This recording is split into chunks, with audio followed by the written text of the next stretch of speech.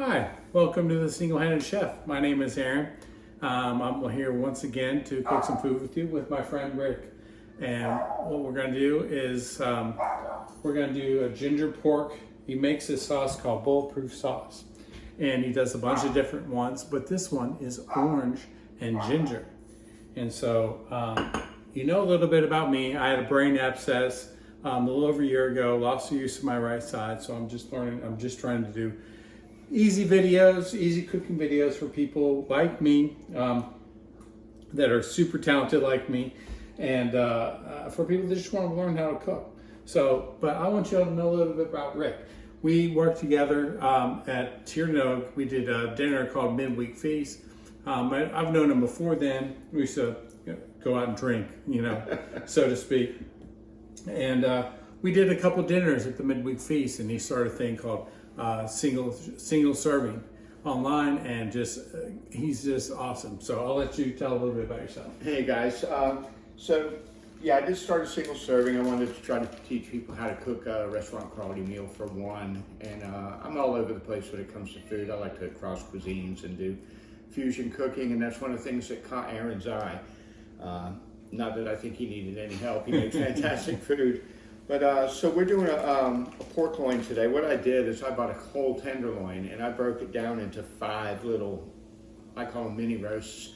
But keeping it whole, I can chunk it up for chili, like chili verde or chili Colorado, or you can cut it into chops and use it on the grill. But what we got here is a bag full of orange ginger marinade with the pork loin. And I put it in a bag because this way you don't have to worry about cross-contamination when you flip it, and the marinade is up against the meat or whatever protein you're using the whole time. And a good thing about this is you can reuse the marinade once you've pulled the pork out, because it's going to reach temperature once you're using it in the pan or in the oven. And we've had this marinating for about 3 or 4 hours. That's why we went ahead and did that ahead of time, because I don't know if y'all want to wait 3 or 4 hours for this. Well, we can edit it down, if need be. So what we're going to do first is we're going to do this over some braised cabbage, apples, onions, and carrots. So we're going to now start to do that, and so enjoy. Here we go. All right, let me grab these. You want to? I'm going to throw this in the grill pan real quick. Yeah. And there's tongs right here. Oh, too late. My hands are clean, folks. So whenever you're cooking something, especially fish, you want to always start with the display side first. That way you don't have to flip it a second time. And even though it's been marinating, we're going to hit it with a little salt and a little pepper. And wash up while you're doing that.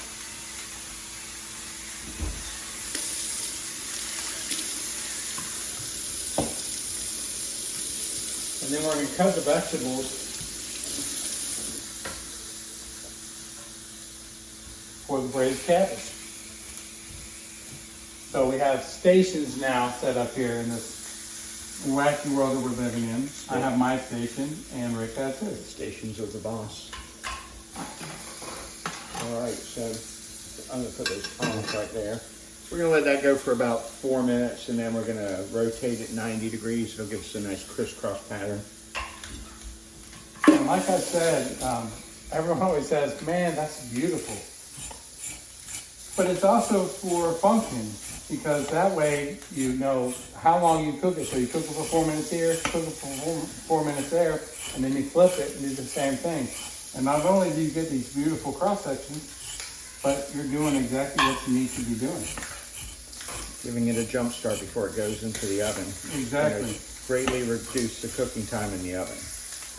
And you always want to do that. You want to brown meat before you put it in the oven. Gives it a nice sear and holds in some of the moistness. I know someone just cringed because I said moist, but hey, that's what we do in the kitchen. That's never bothered me. I had a friend that bothered him, and I never understood it. I've never understood why, because it's just a description of food.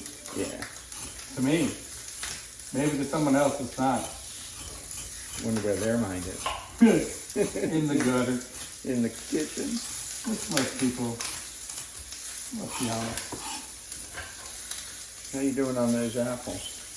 I'm doing all right. My cutting board, I really like this cutting board because I'm able to hold things in line and place.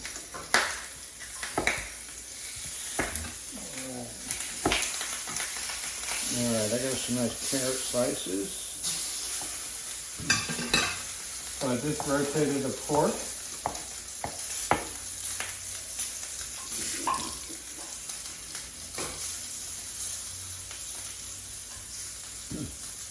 So what do you want to use? About half of this cabbage, Aaron? Yeah, half or a quarter. Okay, I'll go with a quarter. I think that sounds fair. Yeah, I was just thinking we had 2 apples, but 1 apple might be enough. Yeah. I'm on board with that. And that's the thing too, you always need to pivot, you know? Sometimes you have to pivot when cooking. Sometimes because things go bad, but when things go well, and you catch them ahead of time, that's okay. Now I got an apple for a snack. So I did red onion, give it a little bit of color. Plus, red onions get a little bit sweeter when you cook them.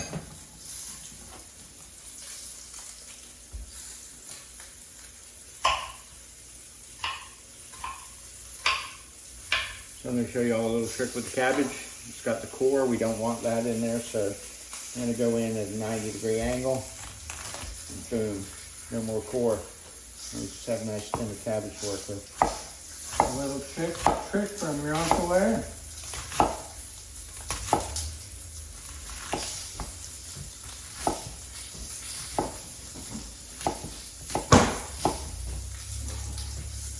Boom, carrot, onions, all set. How much garlic would you like? I got 3 cloves right there if you, since you finished first. Okay. Why don't you mash those up? And as you can see, we got nice cross sections. Plus, when you're dealing with pork, you have a little bit of fat. So it's going to char a little bit. There's nothing wrong with that. You want that, to be honest. Flavor. So I'm going to take some of my onion and put it on the base here. So they can see that pork a little better. There you go. See that? That's And all that's what you want. flavor. Yeah. There's the onions. He's going to put that down as a bed. And we can even put a few of these carrots, like 3 or 4. Yeah, a little more plum. And that way you have a little support for the pork. And then you can put your marinade in there. Now you have a nice I know what some of y'all beautiful are thinking. sauce to roast the pork on. So you got something that will keep it moist, and you have something to add a little flavor in there, and you have something to keep it off the bottom of the pan so that it doesn't stick to the pan or burn to the pan. And because that marinade is going to come back up to temperature, it's going to kill any bacteria Yeah. that was on the pork. So it's totally okay to do that. It's like getting 2 for 1 out of the amount of marinade you use. Yeah, because we're going to roast the pork in a 375-degree oven. And it's definitely going to kill anything that you know, that's going to be in that pan. Yeah, not the pork fat or anything. No, not at all. So go in here with a little bit of oil.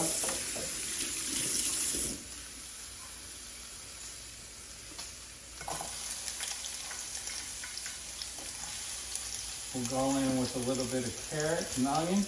Okay.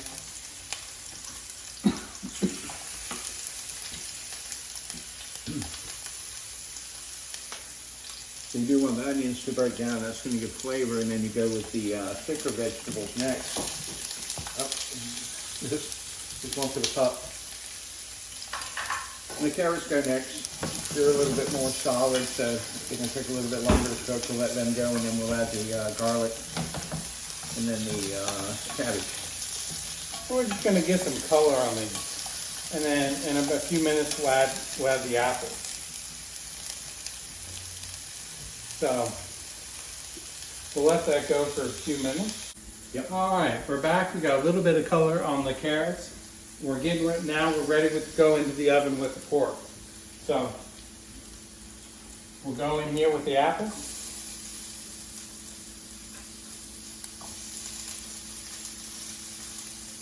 And we'll go in here with the pork. And you see we have nice grill marks on that side as well. So you want to throw that in the oven here? I'll open it up for you. All right, middle rack, 375 degrees. We're gonna go about 15-20 minutes and check it out. Yep. And then we're going to stir this up.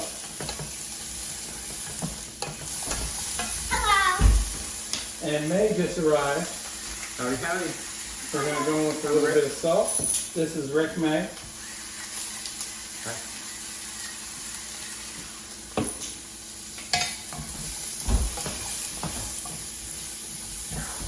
And we'll do about a minute on that.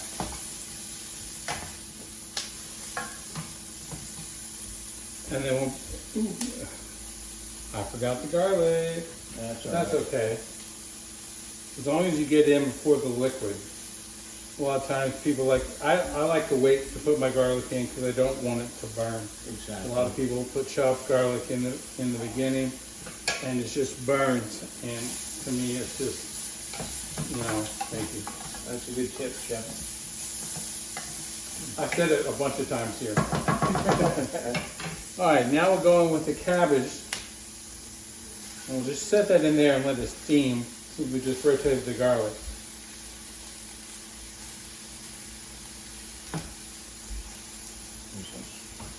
We'll turn this back up to high. And this is totally optional if you want to do this. But we're going to add a jalapeno with the seeds to this dish.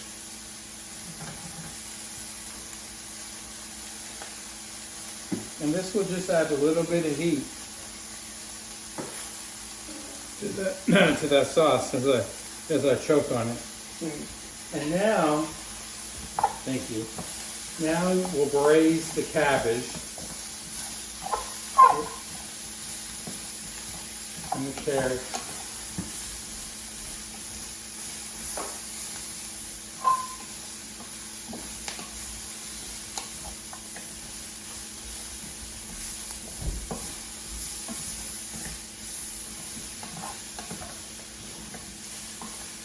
And now go in with your sauce.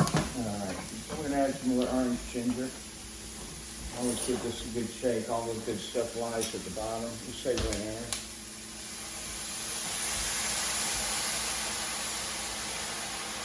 That's good right there. Save a little bit just in case we need a bit more. Yeah, So if not, it goes great on a salad. So we're going to let this cook down a little bit. We're going to bring it up to a boil. And then we're going to basically just stir that every so often. And then in about 50 minutes, we'll add some cilantro and some limes if it needs it. So just to give it a little bit of extra flavor. So, and in 50 minutes, we'll check this and we'll check the pork to see where we're at. So hold on your horses. We'll be right back. All right, we're back. Now we're going to check the pork and we're going to check our cabbage to see where it's at. Which also, I forgot to mention that earlier, all the produce has been donated by Project Produce. So everything that I've been using is all by them. So I like to thank them for their sponsorship. So we're gonna go in with the pork. And here's the thermometer.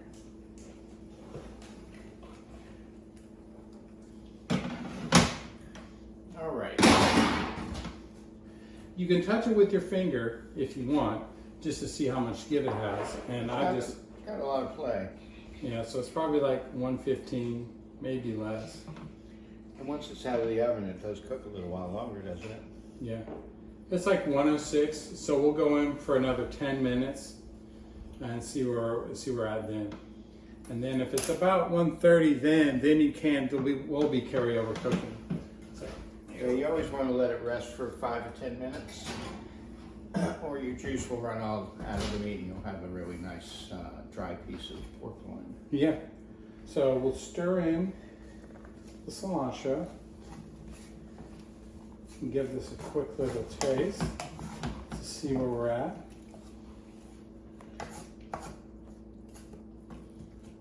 It looks really good. It smells good. Your sauce smells amazing. Thanks, buddy. I And appreciate I'm that. not just saying that because we're doing a video, but And while he's tasting that and brought up the sauce again, I think it's kind of funny how you're the single-handed chef, and my company is called Single-Handed Foods. yeah, he told me that the other day, and I was just like, I've known this guy for a long time. I know single serving. I knew about his Bulletproof Sauces he's had for a few years, and I was like, are you kidding me? And so I was like, we have to do a video now because we're already talking about it. You know, like, we have to do it now. Single-handed foods, single-handed chef, single serving. I think it needs a little salt. I think you're right. Yeah. Any pepper? We could. I'm not afraid of the heat. The jalapeno came out in nice. It does. But I think that's done.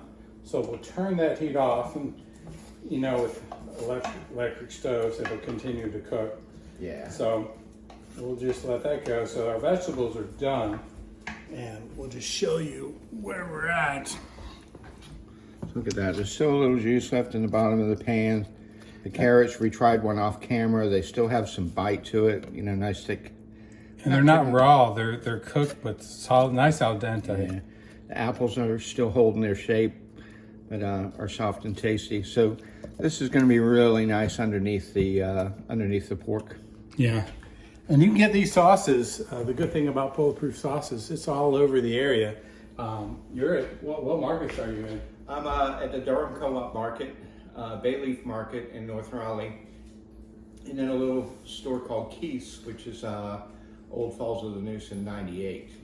But you can always order through the website, bulletproof-sauces.com. Yeah, little plug. So we're gonna go for the pork for another 10 to 15 minutes more, and then we'll be back to check that, and then we'll put our dish together. So hold on to your horses. We'll be right back. Whoa. All right, we're back. So now, we're back with Rick. So now we went another 10 minutes longer. It wasn't quite where we wanted it to be. So we went another 10 minutes. So just so you know, we're not trying to do some time warp here. So you want to go to about 130 to 135. And then when it rests, it'll continue to carry up to about 140. And that's what you want. We're going to show you, and Rick's going to show you, it's okay to have a little bit of pink in pork. It's not raw, it's cooked. Yeah, so this went about 35 minutes. You can go 35, 40 when you cook it. That looks good. Yeah, it's got a nice feel to it. So in with the thermometer just to see what we got going on. And where are we? There we go. Reading at about 148 in the center. Ooh. So we went a little bit too much, but it should still be okay. Yeah. Because with a pork loin, and especially when you're doing something like that, it's going to retain, and we have juice on the bottom as well too. So I'm going to come over here and let it rest. I'll pull it out in a minute. all right, so we're going to let it rest for about 5 minutes. You always want to let meat rest for 5 minutes, because if you cut it right now, you're going to be like, oh my God, it's over. But if you let it rest, everything rests. Draws those fluids back into the meat. And then it just unclenches a little bit too. And so you see some of the juice coming out, and that's what you want. That means we're at a perfect medium. So we'll be back in 5 minutes, and then we'll plate it up, and then we'll be done. All right, thank you so much. All right, we're back. We've let it rest for 5 minutes, and now Rick is gonna cut it and show you what we have. All right, so 5 minutes of resting lets the juices pull back into the meat. So if you do cut it, when it comes directly out of the oven, everything's gonna go running across your cutting board. So I'm going to cut it in the center, see what we got. And as it turns out, we don't have any pink on the inside. It would be nice if it was a little bit rarer, but and that's it's still going to be nice and juicy. I mean, it's push pink on it, enough, and it is juicy. juice It's not coming going to out. be dry, but yeah. So what we're going to do now is cut off a couple of thin slices here.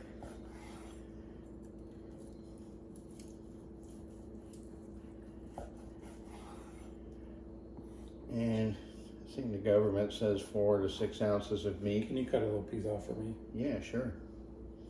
Oh, like, so I Oh, can, one of these pieces. Yeah. Okay. thank you. You're welcome. Yeah? These are a little salt, but so do like that, and a little lime wedge, and you can always go on with a little extra salt and pepper. And if you want, you can take some of the juice from inside the plate that you baked in, because that marinade, like we said, Turns into a sauce. yep. Plus, as the pork tightened up a cooks, little bit. it's going to release some of the juice and the fat, and it's going to mix with that sauce. And so then you end up with this. And that is a nice finished product. Of course, you can always go a little bit bigger on your cut of meat. Maybe a little bit more salt in there to is the only thing. But if you don't, I mean, if you just like the taste of good meat, that's what you're gonna have. I'd like to thank Rick for coming out. I'd like to thank you for having me. Anytime, man. And just remember, Bulletproof Sauces. Go out and make sure you get them. Make sure you get Bulletproof Sauces. And he told you where you can get them. You can go online, look for them, social media if you want. I'd like to thank Produce Project for donating all the produce that we had to do. And don't forget, any questions or anything you want to see me cook, you just let me know. Reach out through social media or put it in the comments. And just once again, I'd like to thank you for coming out. I really appreciate it. Thank you. Great seeing you. Great All right. being in the kitchen with you again. Always. Thanks, guys. I hope you enjoyed the episode. And thanks for coming to Single Handed Chef. And that's Meg. So don't forget to like and subscribe. I'll see you soon. All right. Bye.